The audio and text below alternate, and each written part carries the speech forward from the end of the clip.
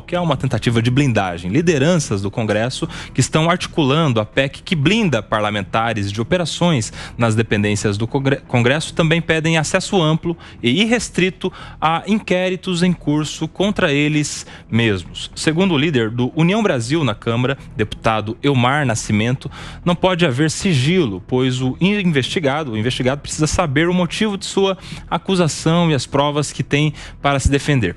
Para representantes do Ministério Público e da Polícia Federal, o fim do sigilo para os próprios parlamentares pode inibir a produção de novas provas que ainda dependam de interceptações, dificultar operações de busca e apreensão e até mesmo colocar em risco a proteção de testemunhas. Ou seja, já havia uma ideia inicial, uma PEC que de alguma maneira iria impedir, a proposta é essa, proibir a realização de busca e apreensão no âmbito da Câmara dos Deputados, do Senado Federal, do Congresso. Não pode ter operação lá. Agora há um complemento que é, quando tiver parlamentar investigado, tem que ter acesso integral às investigações. Como é que você vê, Segré? Eu acho errado qualquer coisa que tenha um nome de blindagem. Porque blindar é proteger. Não vejo que tenha nenhuma necessidade de ninguém proteger deputado, senador ou quem quer que for do âmbito público. Quando você entra num serviço público, seja por um cargo eleitoral ou por um cargo executivo determinado pelo presidente, por um ministro, você tem que estar apto para ser investigado muito mais que qualquer pessoa que não está no âmbito público. O que sim poderia ser feito é, por uma questão de respeito institucional, notificar a polícia: ó, estaremos fazendo uma busca e apreensão, e sem identificar a quem. Porque senão seria: eu estou te avisando para você ter tempo de retirar documentação que possa ser colocada. Mas quando você avalia essa sensação do sigilo, os deputados se referem àquelas partes que no processo está com uma tarja preta, né? Para que não seja observado o que está aí dentro. Essa seria uma forma de diferenciar como um político num nível acima do cidadão comum, o que também não é constitucional. Dá a sensação de que quem está tentando colocar essa PEC da blindagem quer colocar a Câmara dos Deputados e Senadores como se fosse uma embaixada de um país em outro país, que é inviolável. Então você coloca, como a embaixada do Brasil na Argentina não pode ter busca e apreensão de uma autoridade local. Por quê? Porque é um território do país de origem. A Câmara de Senadores e a Câmara de Deputados são aqueles que representam o povo, nos deputados, e os senadores, o Estado provincial. Deveria dar o exemplo. Não precisa de blindagem. É simplesmente uma questão institucional. E, lógico, o sigilo deve ser aberto para todos, não apenas para os deputados e os senadores. E você, Milei Mineiro, como é que você vê essa questão aí? Ô, Kobe, eu fico analisando essa situação. A gente teve até a oportunidade de falar sobre isso também no Linha de frente. Na sexta. Eu sou absolutamente contra qualquer tipo de blindagem. Isso cheira a malandragem, né? Blindagem cheira a malandragem.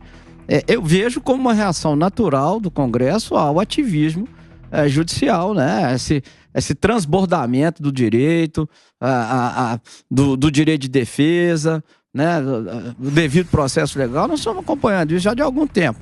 Então o Congresso reage a isso da maneira equivocada, né? Criando como se fosse uma exclusividade, como disse o Segré, uma embaixada dentro do próprio Brasil, formado pelo Congresso Nacional. Isso está absolutamente errado, né? E é mais ou menos aquela situação, né? Tem um mineiro famoso, que é o presidente da Localiza, que foi nosso conterrâneo lá, né? Que foi secretário de desestatização aqui no governo do Bolsonaro.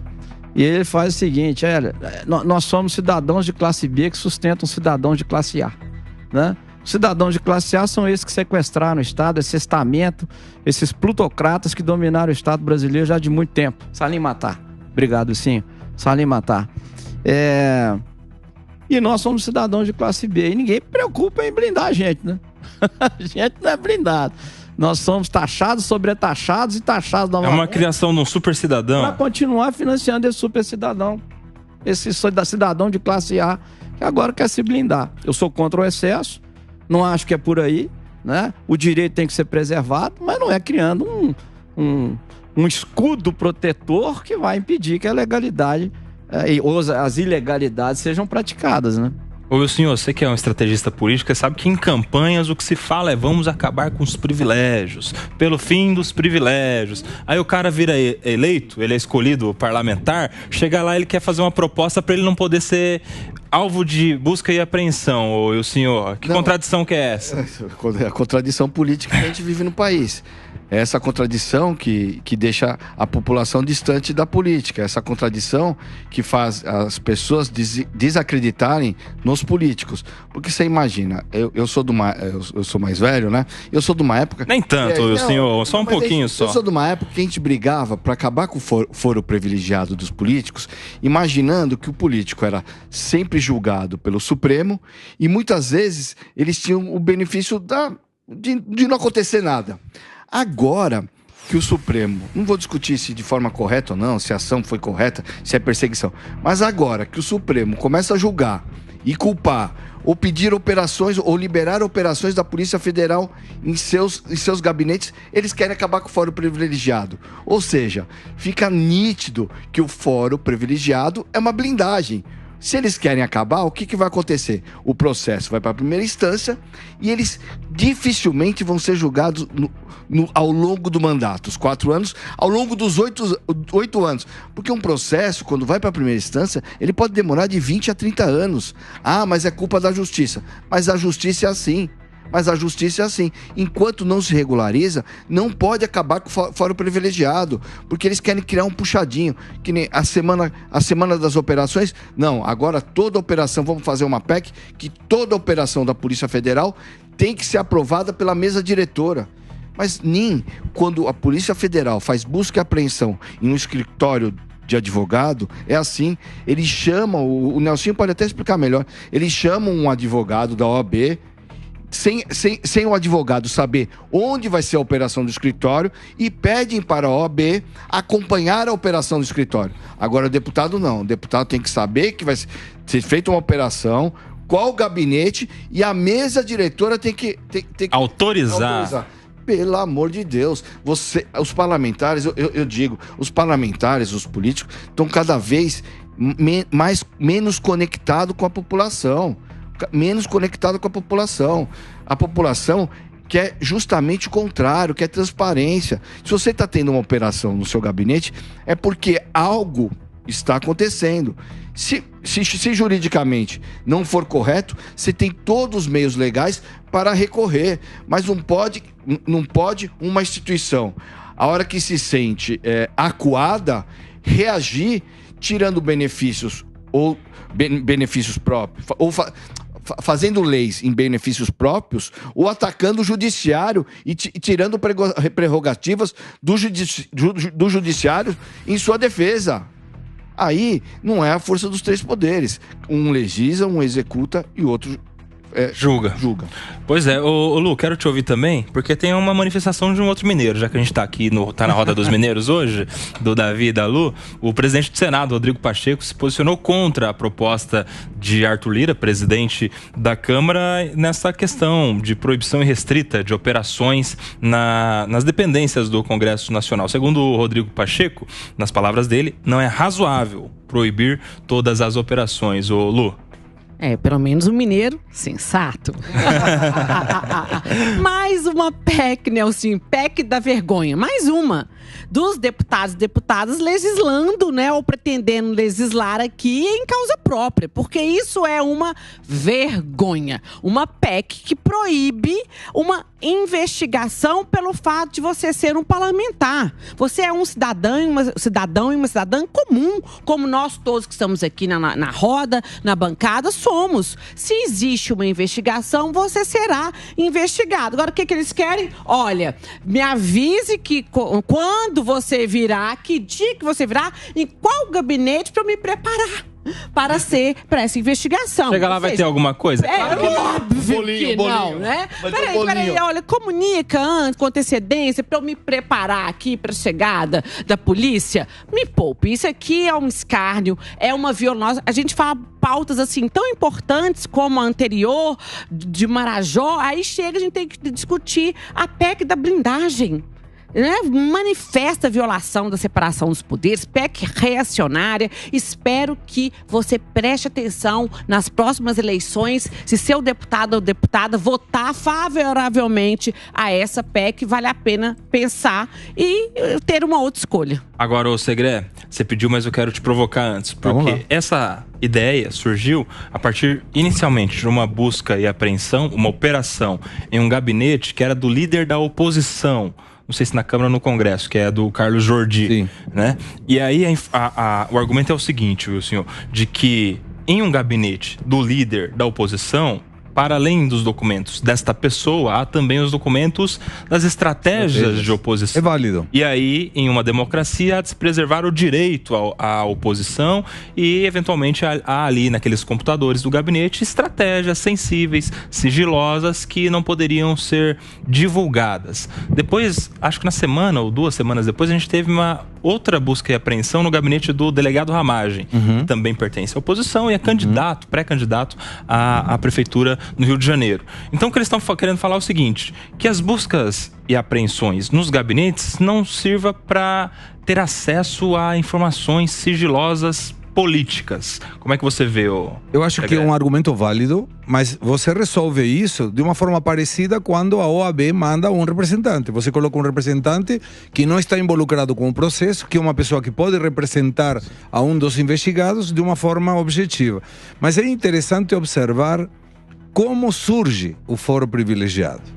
Isso vem da Constituição de 1988 e o objetivo não era que os políticos sejam diretamente investigados, processados e sentenciados pela Corte Suprema.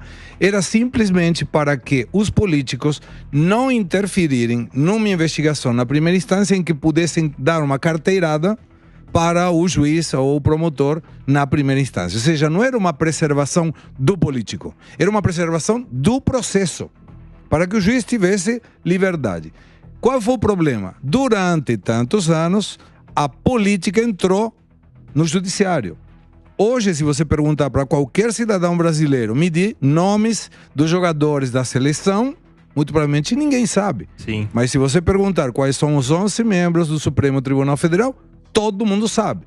E na época de Montesquieu, por 1748, das variáveis que tinha que ser observada no poder judiciário era a invisibilidade. Ou seja, ninguém tinha que saber quem era. A descrição do magistrado. Absolutamente. Nulo e invisível. Eram as duas características. Então, como isso mudou, me dá a sensação de que essa PEC da blindagem não é que busca modificar o foro privilegiado por alguma situação. É que quando você vai ser investigado, processado e sentenciado pela corte, não tem instância superior. Ou seja, é cara ou coroa. Não tem outra. Não tem outra. Na primeira instância, você tem primeira instância, segunda instância, STJ, STF, e aí vai passando o tempo e vai protelando. Então, me dá a sensação de que sempre que você tem um efeito, se resolve atacando a causa. Como você não pode atacar a causa da politização do judiciário, tem que buscar um puxadinho. Qual é o puxadinho? Já que não posso atacar a causa, vou colocar um intermediário aí, blindagem. Já que não posso tirar essa investigação do Supremo e não pode voltar à primeira instância, então vamos colocar alguma forma que me preserve. Eu queria ver as câmaras de segurança da Câmara dos Deputados no dia seguinte ou à tarde da primeira busca e apreensão. Eu tenho certeza que saiu um monte de gente com um monte de papel. Dava para escutar os papéis sendo comidos. Mas tenho certeza que se ia no dia seguinte não encontrar nada. Sabe aquela coisa de que a água de R$90 no litoral de São Paulo, repelente, 80% mais caro? Faltou moedor de papel em Brasília nesse dia, ô Wilson. Saco de lixo, saindo saco de lixo de papel comido lá no gabinete. Agora, ó, já que vocês citaram aí a questão do foro privilegiado, né, que de alguma maneira tem a ver com essa proposta, que envolve um privilégio de alguma maneira, vamos fazer uma rodada rápida aqui sobre foro privilegiado, porque isso também em algum momento entra na discussão lá. A favor ou contra o foro privilegiado? Totalmente contra. Contra? E o senhor? Totalmente contra. Ah, do jeito que tá hoje, eu sou a favor. A favor? A favor, porque se eles estão tentando se blindar do que tá aí, é porque tá funcionando e tá indo bem. E aí, Lu? Vamos lá. 1 a 1. Eu vou fazer um desempate aqui. Agora a bola come pra mim. Hoje eu sou contra o foro privilegiado. Contra. Sou contra o foro. E 2 a 1 agora, Segreste. Eu sou contra o foro privilegiado, mas por que o risco do foro? Porque você depende de uma determinação subjetiva de um dos ministros que defende a Constituição, mas quando você tem um ministro que na mesma Constituição dá uma sentença e com a mesma Constituição outro dá outra, se eu estivesse sendo político, eu não sei se quero correr o risco da subjetividade da Corte. Sim. Então, nesse caso, mesmo assim, eu acho que qualquer coisa que tenha a palavra privilegiado está errada. Esse é o ponto. Não, mas Pra a mim, questão nós não podemos nos apegar, eu vou divergir um pouquinho aqui, à nomenclatura semântica, e sim ao instituto. Você começa, seu processo já começa e termina perante o tribunal. Só que o objetivo mesmo do aparato da justiça, do sistema de justiça, é você ter a possibilidade de recorrer, de ter instâncias que vão rever aquela decisão. E não for privilegiado, não estou aqui falando do político, da intenção dos congressistas agora, não. Estou falando de forma geral para todos os cidadãos e cidadãs. O foro privilegiado já faz com que você, dependendo dos casos, já comece a ser julgado pelo Supremo Tribunal Última Federal. instância. E aí você vai recorrer a quem? A Não Deus. Aí é só a Deus. Por isso, tecnicamente, que eu sou contra o Instituto do Foro Privilegiado. Mesmo assim, reconheçamos que quando teve participação direta a Corte Suprema, o caso do Mensalão, hoje não tem mais ninguém preso. Então, eventualmente, algum político que tenha o rabo preso vai ter que esperar um pouquinho. Não resolve, assim, um problema definitivo pela vida toda, porque nós hoje temos muito corrupto andando solto pela vida. Você sabe que no caso do Mensalão, essa foi uma questão, né? Todo mundo tem direito a recurso. E quem está sendo julgado diretamente no Supremo não tem direito a recurso, né? E no Brasil, a gente é signatário de um tratado internacional que prevê o direito ao duplo grau de jurisdição, que é o Pacto de San José da Costa Rica. Ou seja, teoricamente, todo brasileiro, inclusive políticos que têm foro privilegiado, deveriam ter esse direito a duplo grau, revisão, uma segunda instância, vamos dizer assim. E aí, no caso do Mensalão, ou Wilson, se chegou a um meio termo ali, que foi o quê? A gente julga originariamente, mas você pode recorrer a nós mesmos, que são os chamados embargos infringentes. Embargos infringentes. Exato. Aí Se eu mesmo mudo de ideia do que eu mesmo... Mas aí a grande surpresa, ô Segre, no caso do Mensalão, teve gente que foi condenada no primeiro julgamento e que recorreu à própria corte e que teve os recursos providos, ou seja, condenado na primeira vez e absolvido na segunda. Pela mesma casos, gente. Pelas mesma Você composição. amplia um pouco, Exato. né? Você amplia o órgão julgador para poder trazer novos integrantes. Mas a instituição é a mesma. Você está recorrendo internamente no âmbito Não, mas nesse caso, Lu, nesse caso foi plenário e plenário. Plenário. Piorou. Exato. Eu achei que Maravilhoso. fosse tipo como se fossem os embargos de divergência, Não. o agravo interno. É uma coisa que se chama de Não, é jabuticaba, né? Uma coisa que só tem no Brasil, Não, senhor. e mudou. O ponto principal é... Peraí que eu pensei bem. E eu vou mudar meu posicionamento no mesmo caso que eu tomei há uns 3 meses. Interessante. O certo mesmo era não ser julgado pra nada, né? O certo era ser correto na sua postura como parlamentar, Exato. como pessoa. O foro privilegiado era um pouco isso também. Já que você vai fazer, você vai ser julgado pela maior corte sem direito a recurso. Porque a Constituição te dá o benefício da palavra perante o plenário e não suas atitudes fora do Congresso, né? Como você é visto como um parlamentar, mas com a sua vida particular perante o fisco. Porque você imaginar, um deputado tem aquela famosa APEP, ele fica 5 anos... É deputado, governador, secretário de Estado, ministro. Fica 5 anos sendo monitorado pela Receita Federal. E funciona, porque qualquer depósito de dinheiro acima do razoável, a Receita Federal comunica e pede explicação. E você deixa o mandato e mesmo assim passa 5 anos sendo monitorado pela Receita Federal. Isso... Eu te garanto, vai ser o próximo instituto que os deputados vão para cima, porque esse monitoramento de circulação de dinheiro nas contas deles. Ó, pra você ter uma ideia, tô aqui com a informação da época, né? Dos embargos infringentes, no Mensalão,